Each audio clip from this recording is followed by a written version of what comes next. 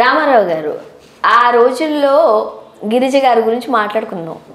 ఎందుకనంటే మీరు రోజు ఎన్ని వీడియోస్ చేసినా పాత వాళ్ళ గురించి కూడా చెప్పండి.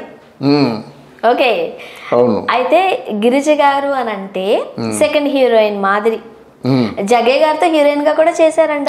నాగేశ్వరరావుతో చేసింది, రామారావు గారితో చేసింది, హీరోయిన్ హీరోయిన్ గా రామారావు గారితో ఏం సినిమా ఎన్నో సినిమా చేసిందమ్మా. ఎన్ని సినిమాలు అంటే చాలా సినిమాలు చేసింది. నాగేశ్వరరావు గారితో ఏది మన ఏమి సినిమా, మంచి మనసులు కాదు, ఇంకేదో సినిమా చేసింది. హాయి హాయిగా జాబిల్లి తోలి రే వెండి దారాలల్లి, ఆ పాట ఉంది సార్, ఆవిడే పాడుతుంది. నాగేశ్వరరావును ఆవిడను. నాగేశ్వరరావు గారితో ఐడియా ఉంది నాకు, రామారావు గారితో ఐడియా లేదు. ఉన్న ఐడియా ఉన్నది. రామారావు గారితో చేసింది, జట పట్టుకొని లాగడం ఇలా ఆడడం అంతా నాకు బాగా జ్ఞాపకమే. రామారావు గారితో చేసింది, జగ్గితో చేసింది, మరి రేలంగితో చేసింది. రేలంగి గారు వీళ్ళతో ఇంకా చాలా చాలా బాగా చేసింది అది. గిరిజ గారు అవును ఒక హీరోయిన్ ఓరియంటెడ్ గాను చేశారు, మంచి చెల్లి క్యారెక్టర్లు చేశారు, ముఖ్యంగా కామెడీ చాలా బాగా చేశారు. ఇప్పుడు క్యారెక్టర్ ఆర్టిస్టులు ఎక్కువగా కామెడీ జోనర్ వైపు రాలేరు, చేయలేరు. బట్ గిరిజ గారు అది కాదు, హీరోయిన్ గా అక్కగా కాదు చెల్లిగా అండ్ కామెడీ జోనర్లో చాలా సినిమాలు చేశారు కదా. బట్ ఇండస్ట్రీలో చాలా సంవత్సరాల పాటు తరాలు మారేంత వరకు కూడా ఆమె చేశారు. కొన్ని సినిమాల్లో కాస్త ముసలి గెటప్లో కూడా కనిపిస్తారు. బట్ ఆ తర్వాత ఆమె పరిస్థితి అంత బాగాలేదు ఇట్లా కూడా విన్నాము. ఇన్ని సినిమాలు చేసిన ఆమెకి ఎందుకు ఆ పరిస్థితి? మరి చాలా కాలం బట్టి చెప్దాం అనుకుంటున్నానమ్మా. వాస్తవాలు చెప్పాలి కదా. నేను మద్రాసు వెళ్ళిన 94లో వెళ్ళారా? సారీ రిపీట్, మద్రాసు వెళ్ళిన 74లో ఆవిడ ఇంటికి వెళ్ళాను. ఇంటికి వెళ్తే ఒంటంట నగలు అంతా బాగుండి, ఇప్పుడు కుర్రాడు అన్నమాట. బాగా కుర్రాడంటే మాకు తెలిసిన నిక్కర్లు వేసుకుని హాఫ్ నిక్కర్లు వేసుకుని వెళ్తా ఉండేవాడిని. అప్పుడు కాదు కదా, చదువు అయిపోయిందమ్మా. టీ షర్ట్లు వేసుకొని బాగానే సినిమాల్లో ట్రై చేసే వాళ్ళగా ఉండేవాడు. మంచి హెయిర్. ఇప్పుడే ఎలా ఉందంటే అప్పుడు ఇంకా ఎలా ఉంటుంది హెయిర్? నిజమేనా? అది విగ్గా అదే ఇప్పుడే ఎలాగుంటే మరి అప్పుడు ఎలాగుంటుంది? సినిమాల్లో చేస్తున్నారా అని చెప్పి అడిగి మొత్తం బాగా క్లోజ్ అయ్యేవారు. ఎందుకో నేను ఎవరి దగ్గరికి వెళ్ళినా సరే చాలా క్లోజ్ అయ్యేవారు ఆడవాళ్ళందరూ. చాలా ఆ ఫ్యామిలీ లాగా ఉండేవారు. పేరు రామారావు గారు కదా, అందుకోసం. అలా కదమ్మా, అంటే ప్రేమగా మాట్లాడితే అవతల వాళ్ళు కూడా ప్రేమగా మాట్లాడతారు. అది అయితే ఏమైంది, ఆవిడకి వచ్చి పడిపోతుండేవారు జనాలు.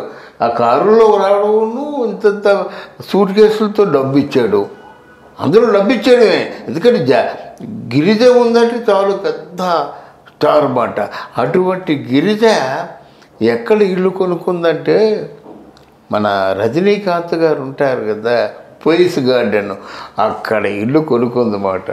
అక్కడ ఇల్లు అంటే మాటలా విపరీతమైన డబ్బు మాట, చిన్న డబ్బు కాదు. అక్కడ ఇల్లు ఎవరికి ఉంది? పోయిస్ గార్డెన్లో జయలలితకు ఉంది, అక్కడే ఇల్లు. ఆ జయలలిత, రజనీకాంత్, ఆ పక్కని ఇక్కడ ఒక మాట మీరు నిజం చెప్పాలి. అది గిరిజ గారు కొనుక్కున్నారా, రేలంగ్ గారు కొనిపెట్టారా? అదే రేలంగ్ గారు కొనిపెట్టారు, గిరిజ గారు కొనుక్కున్నారు. మొత్తానికి ఇల్లు కొనుక్కున్నారు. రేలంగ్ గారు గిరిజతో పక్కన ఉండేవారు. గిరిజ అంటే పంచ ప్రాణాలు, రేలంగ్ గారికి పంచ ప్రాణాలు. అందువల్ల ఆ ఇల్లు కొనుక్కున్నప్పుడు ఆవిడ సన్యాసి రాజా అనేటువంటి ఒక అసిస్టెంట్ డైరెక్టర్ని పెళ్లి చేసుకున్నారు. రేలంగ్ గారు ఎలా ఒప్పుకున్నారు ఆమె ఆ పెళ్లి చేసుకోవడాన్ని? ఒప్పుకున్నారంటే ఆయన కుర్రాడు, ఈయన ముసలాడు. ఒప్పుకోవడానికి ఏముంది, నువ్వు నా పనికి రావురా, ఆయన పనికి వస్తాడని చెప్పేసి పెళ్లి చేసుకుంది. ఇంకేముంది, అసిస్టెంట్ డైరెక్టర్ కదా సన్యాసి రాజా. ఆయన పెళ్లి చేసుకుంటే మరి నువ్వు పెళ్లి చేసుకున్నావు కదా, నన్ను పైకి తీసుకురావాలి కదా, నాతో సినిమాలు నిర్మించాలి కదా, నా పేరు బయటికి రావాలి కదా అనేసరికి ఈ సన్యాసి రాజుతో సినిమాలు. కాదండి, అంత తెలివైన ఆమె, ఇన్ని పరిచయాలు ఉన్న ఆమె, ఇంతమంది పెద్ద పెద్ద ఆర్టిస్టులతో చేసిన ఆమె ఒక అసిస్టెంట్ డైరెక్టర్ ఎందుకు పెళ్లి చేసుకోవాల్సి వచ్చింది? మా తల్లి, ఆడవాళ్ళు ఎవరైనా ఆనాటి సావిత్రి నుంచి నేటి జయసుధ వరకు అమ్మాయి చక్రవర్తులే. జయసుధ అసిస్టెంట్ డైరెక్టర్ని ప్రేమించలేదు, అలాగే దేవిక అసిస్టెంట్ డైరెక్టర్ని ప్రేమించలేదు, ఎంతమంది అసిస్టెంట్ డైరెక్టర్లను ప్రేమించి వారు మోసపోయినారు. అది తీసి పక్కన పెడదాం. కానీ తెలివితేటలు ఉంటాయి, కానీ ఆడవాళ్ళు అమాయకులండి. ఎక్కడో సప్త సముద్రాలు దాడుతారు కానీ కుళ్ళుగానో పడతారు. ఎక్కడో ఎవడో మాయ చేస్తారు, ఆ మాయలో పడిపోతారు అన్నమాట. తెలివితేటలు పనిచేయవు. ప్రేమగా గుడ్డిది కదా. అందువల్ల ఈ గిరిజ గారు మాత్రం ఆవిడ తాలూకు ఆస్తి మొత్తం అంతా అయిపోయిన తర్వాత ఇల్లు అమ్మకానికి పెట్టారు. ఇల్లు అమ్మకానికి పెట్టినట్టయితే అది రేలం గారు తెలిసి మెల్లగా ఎవరినో తోడు తీసుకొచ్చి వెళ్ళాడు. కొంట డబ్బంతా పాడు చేస్తావు, నగలు పాడు చేస్తావు, ఇంకా ఏముంది కనుక ఇల్లు ఎందుకు పాడు చేస్తావే? ఇల్లు పాడు చేయొద్దు, నువ్వు ఇంటిని మాత్రం అమ్మకానికి పెట్టవద్దు. నీకు బ్రతుకుతెరువు కావాల్సినట్టు ఏదో నేను ముందు వెనక చూసి నీకు ఆ సర్దుతాను, ఇస్తానని చెప్పలేదు. నీకు బ్రతుకుతెరువు కావాలంటే నెల నీకు ఏ లోటు లేకుండా నేను డబ్బులు ఇస్తాను నేను. ఇక ఈ వ్యామోహాలన్నీ తగ్గించుకొని ఇల్లు మాత్రం అమ్మొద్దు అని చెప్పినట్టయితే వాళ్ళిద్దరికి ఘర్షణ జరిగింది. ఘర్షణ జరిగిన తర్వాత ఆ రేణం గారిని అంటే గింటేసింది. ఇంకేంటి గడవ, ఇక్కడి నుంచి మాట్లాడద్దు, ఈ విషయం చెప్పడానికి వచ్చావు నువ్వు. ఏమైనా గొడవ అయిందా రేలం గారికి?